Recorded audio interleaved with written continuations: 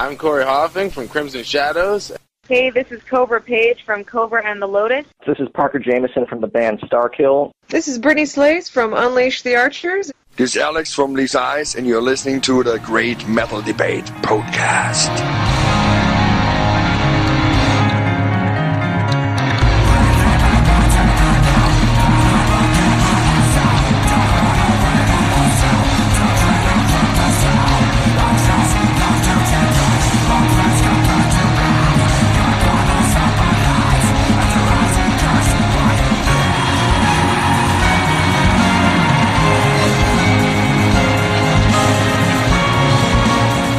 Hey music fans, the podcast is back with another metal artist interview. I'm joined by Waleed and Chris of Nashville melodic death metal act Obelisk. Guys, welcome to the Great Metal Debate. Thank you. Thank you, sir. Thank you. Well, we're talking to you here at Shredfest 2018. How did you guys get on this bill? We just there was like a big poll kind of thing they had on Facebook, and we just kind of happened to get enough votes and we got on. I mean, we're friends with Shania, the person that threw it on. So, I mean, I was going to try and get on it either way. So it was your fans who got you on here? Or did you guys just load up and just keep hitting submit? You can only vote yourself once. So, no, we couldn't do that. Oh, you can't? I kept hitting the button thinking that it was... No, I'm just kidding. And have you all shared the stage, being locals, with many of these acts before? Actually, there's a lot of the bands we haven't even played with before. Just like what Conniption, I think, might be the only band that's Six Emperor, Six Emperor Tyrannus. Never played with, because they're kind of like, I don't know, with the scene here, it's kind of divided between like extreme metal and then just I guess normal metal and stuff like that. So we usually always fall into the extreme metal crowd playing those kinds of shows. So there's some bands here that we've never played with before. This has got a mix, which has to be good for you guys to get a mix of potential fans who are watching. No, for sure. I think that's the best part about it. It's like, I always hate playing same note shows, because I mean, even if you're playing with four like amazing death metal bands, you kind of get tired of 300 BPM blast beats by the end of it, just because it's the same monotonous thing after a point, you know? So I like the differentials. Now, since this is the first time we've had you on the podcast, if you would, please give us a thumbnail sketch of how Obelisk came to be. Okay, well, Chris, I'm talking all the time because you can't right now. Chris is the second newest member, so the real quick is that we started right after high school. We had bands in high school, most of us, me, the keyboardist, and my cousin, Ellie, who's the bassist. We played together, bands broke up, and then we just kind of formed something about 2011, and we've just been kind of hitting it ever since after that point. So, and we just keep losing and gaining members and just going from there. So, for each of you, what was your musical background? Did you all grow up in musical household? And did either of you, receive any formal training? No. My household, me and my cousin are pretty much the only musicians that are in it. And we're especially the only two that actually listen to any kind of metal. So we never had no formal training whatsoever with that. We just my dad owned a club when I was a kid, and that was my introduction to a lot of hip-hop and EDM and reggae and stuff, and I just liked music, and it just branched into metal somehow. So, what about you, Chris? Pretty much, like, my family's all musically inclined. I'm the only drummer, though, in my family, because I wanted to be different. You know, we got a lot of bass players and guitar players and singers.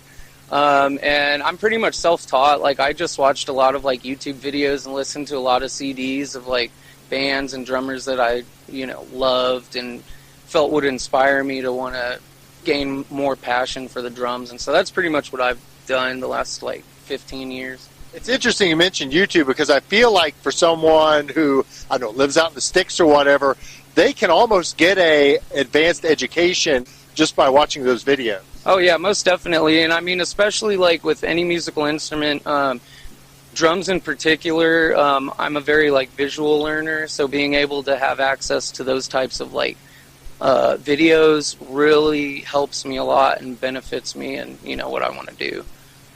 So it's a win-win, really. I would say actually too, my cousin Ellie, the bassist, that's how he learned how to play bass, was just watching Yngwie Malmsteen. So he never really picked up bass. He just picked up guitar like a bass. That's always been his thing.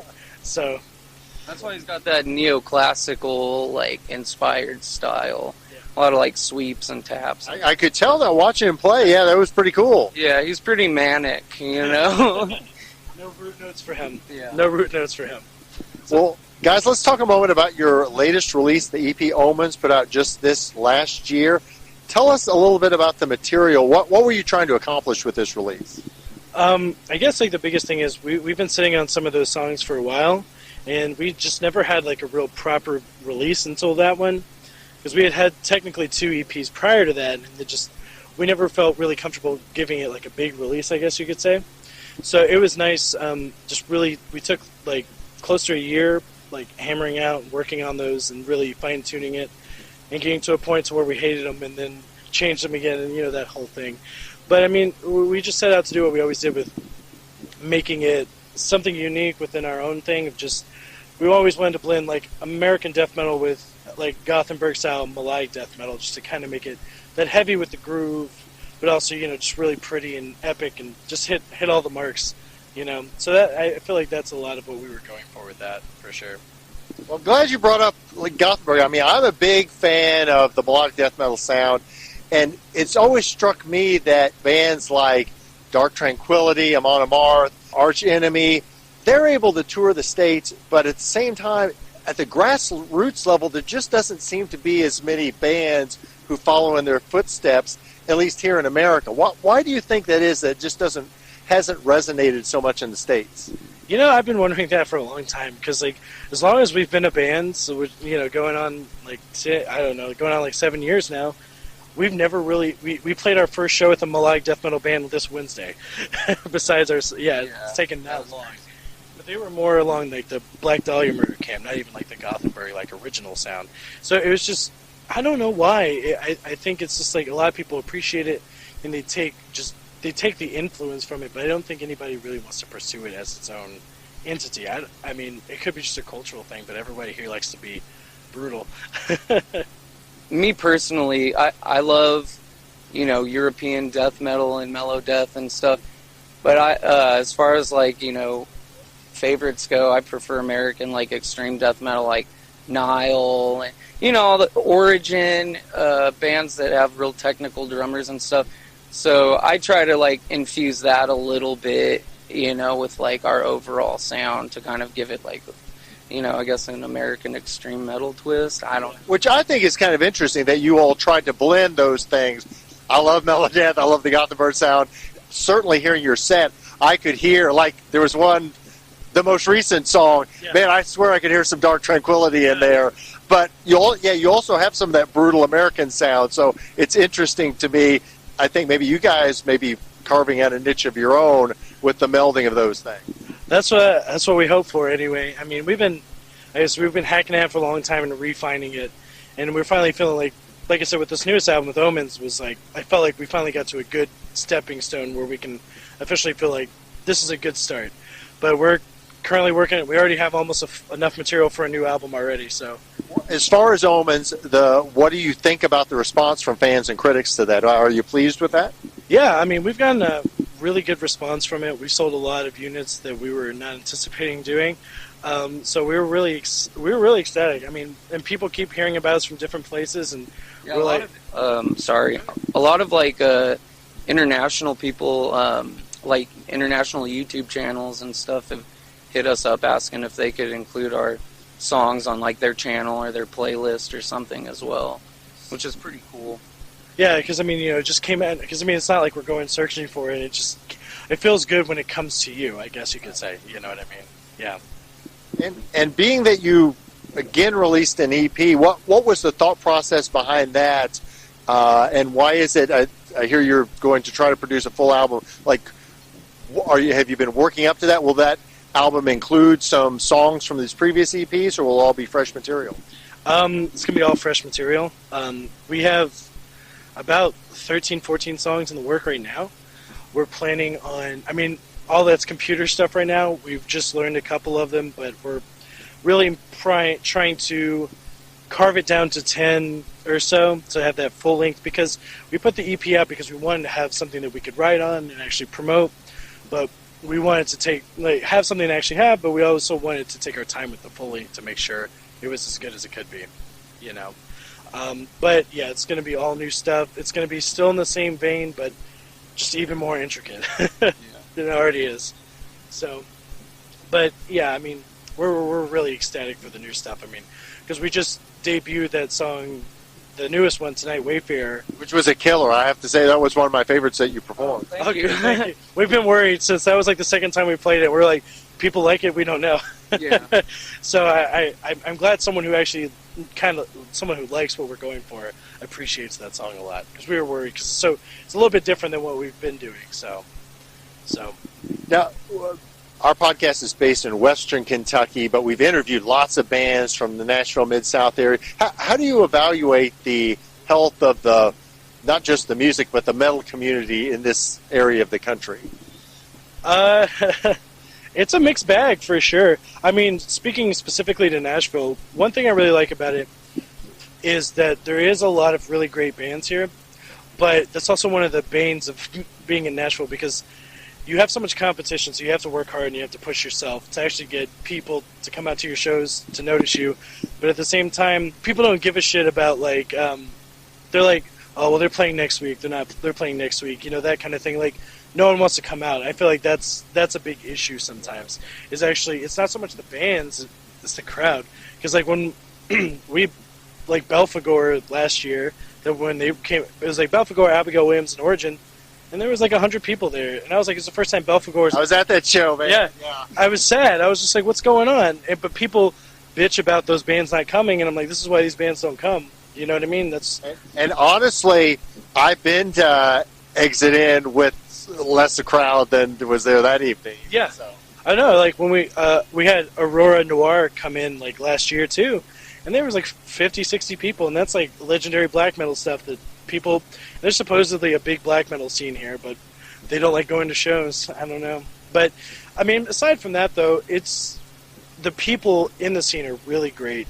All the people we've ever met, all the bands we play with, there's a really great sense of community for sure. It's just. But in terms of the South, we've played a decent bit around, but when we play outside of Nashville is when I feel like there's a better sense of community than there is when we play in Nashville sometimes. And people are more excited to go to shows because there's less bands to see and less stuff to do, I think. You know what I mean? So just kind of ranging here, off stage with the gear stashed, what other kinds of things are you guys interested in? Are you all gamers? Do you travel? Family stuff? What's your... You go ahead. Well, we're all a bunch of fucking nerds. So pretty much it's video games, Dungeons and Dragons, and Magic is like a lot of what we do when we're not doing band stuff. And of course that we actually had a song that we're not playing right now, but it was based off of one of our D&D campaigns we used to have. So it's like, it finds its way into the music and stuff like that and has its own influence. But we've been nerds as long as we've been playing music. But you know, that's what I love to do. And I mean, Chris, I think it's the same way. Yeah, kind of. I play the drums now primarily. Honestly, I like just WWE, ECW, any of that stuff. I will watch it, listen to podcasts about it, you know, that and like serial killers. I like those guys, you know, learning about them and stuff. They're pretty cool. But pretty much besides working 2 jobs and fucking around with these guys, you know, it's pretty much all I do. And hang out with my wife and our 3 cats. Sounds like you got a lot going on, man. Well, guys, after the Shred Fest is finished, what's up next for Obelisk? We've talked a little bit about new material, but as far as shows, and do you have an idea when fans might expect that follow-up to Omens? In terms of shows, we have one next Monday in Louisville. We're playing with the Cursed Creator from Florida and Deb Scoofa. Should be a really, really tasty show. And then we're playing with Lexington. We're playing with Deb Scoofa again in Lexington a few weeks after that on the 26th. But the show we're really excited about, we're playing September 7th here in Nashville, or September 6th in Nashville with Infurry. And it's our first time playing with them, and we're super super stoked to play it because we've always really liked their material. And a lot of buzz about their new album. Oh man, Revenant was fantastic, and Path of Apophis was also great. And we know those guys really well, and it's great to finally get to share the stage with them. But in terms of when the album will come out, I mean, hopefully sometime beginning of next year, maybe spring of next year is kind of when we're shooting for. We've got about 5 more shows left booked for the year. Well, I mean, there could be more after that, but we're trying to think about pausing and focusing on the album after that for a little while, you know. Plenty of good stuff going on. Well, finally, guys, what is the best way for fans to purchase music and merchandise from Obelisk, including the 2017 EP Omens? All of our links to our stuff is either on our Facebook, Obelisk of or Facebook.com/Obelisk of Nashville, or on our Bandcamp, Obelisk of Nashville /Bandcamp. So you can buy the album on there. You can go to our big cartel. We have our shirts for sale up there and stuff like that. We're going to be debuting our cat design. It's our satanic cat. It's going to be super sweet. It's going to be hot. It's really cute. Hot commodity. The kids are going to love it. So we have all that. We're also going to be on Spotify and all that kind of stuff within the next month too. So looking for us on there. Well, guys, you impressed me with the set this evening. Really enjoyed it. Your material. I mean, again, I'm a whore for Melodeath, so you know you kind of had me anyway. But I really enjoyed it. I'm hoping to see you guys again sometime soon, and best of luck going forward. Thank you, sir. I appreciate it.